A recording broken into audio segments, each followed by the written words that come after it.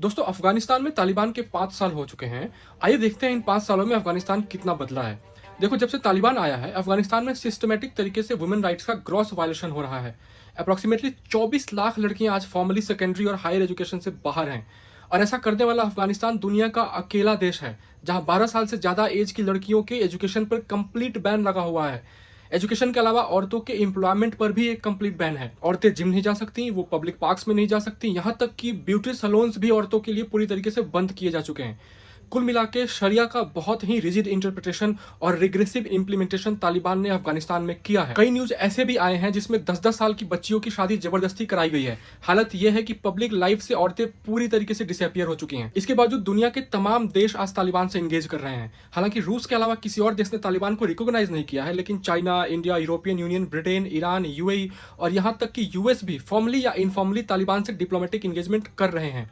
ये कंट्री जिसको pragmatic engagement का नाम देते हैं। आप सोचिए जियोपॉलिटिक्स कितना निर्दयी है। लेकिन ये भी सच है कि तालिबान ने अपने अथॉरिटी को पूरी तरीके से कंसोलिडेट किया है।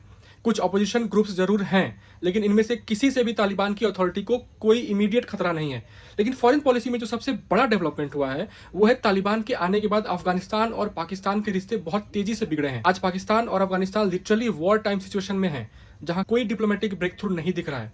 और ये इंस्टाग्राम के फर्जी जियोपॉलिटिकल एक्सपर्ट्स आपको कुछ भी कहें, सच ये है कि अफगानिस्तान पाकिस्तान से एक लॉन्ग टर्म लड़ाई नहीं लड़ सकता है।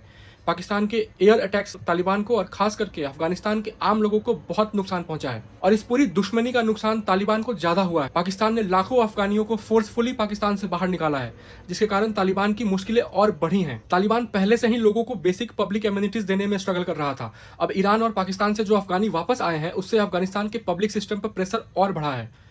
लेकिन तालिबान के आने के बाद अफगानिस्तान में एक लंबे समय के बाद पॉलिटिकल स्टेबिलिटी आई है।